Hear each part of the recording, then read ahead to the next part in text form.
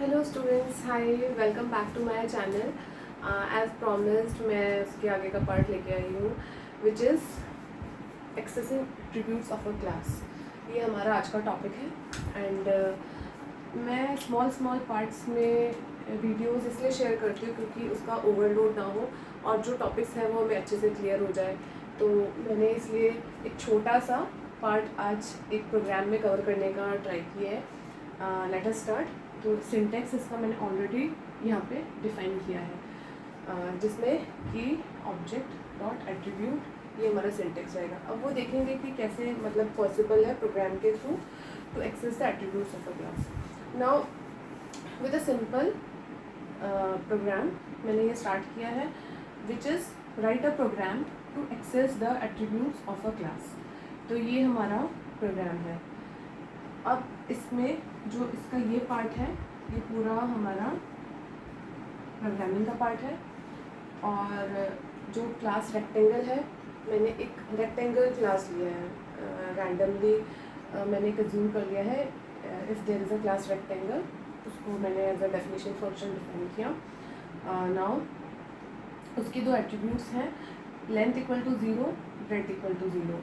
तो ये यहाँ पे मैंने क्लियर हो जाने के लिए दिया है attribute length to make it more clear and precise, attribute breadth of a class rectangle. Now अब मैंने इसका इंस्टेंस ऑफ क्लास डिफाइन किया, जो लास्ट पार्ट में भी मैंने आपको बताया था, जिसमें कि हमने ऑब्जेक्ट और instance of a class create करना सीखा था।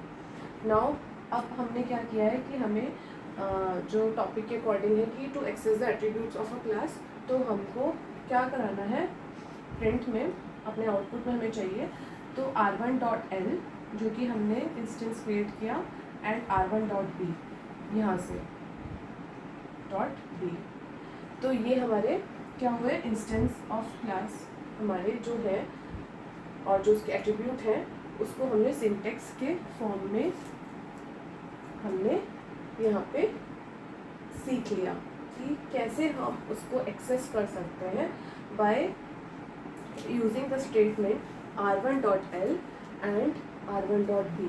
और हमने वैल्यू क्या डिफाइन कर रखी है, 0 0। आप यहाँ पे कोई भी और भी वैल्यू ले सकते हैं।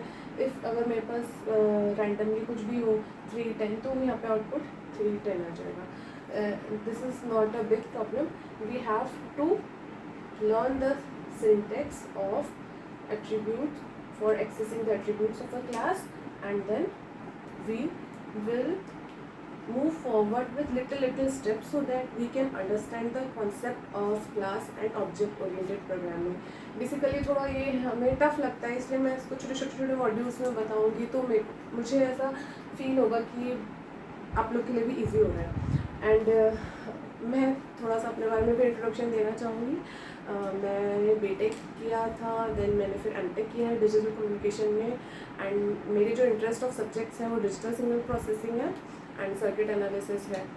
तो 3 सब्जेक्ट्स मेरे बहुत फेवरेट है। लाइक बट पाइथन में मुझे इंटरेस्ट है, इसीलिए मैंने इसकी क्लासेस स्टार्ट की हैं। और मैं आगे होप करती हूँ कि मैं डिजिटल सिग्नल प्रोसेसिंग की भी क्लासेस स्टार्ट करूँ। अभी थोड़ा सा टाइम की शॉर्टेज है, मुझे उसकी भी अलग प्लेलिस्ट बनानी है, मुझे उसके भी चैप्टर वाइज अपने लेक्चर्स अरेंज करने हैं। So wish me luck so that I can grow in my channel or in my career. Thank you so much. Thank you for watching.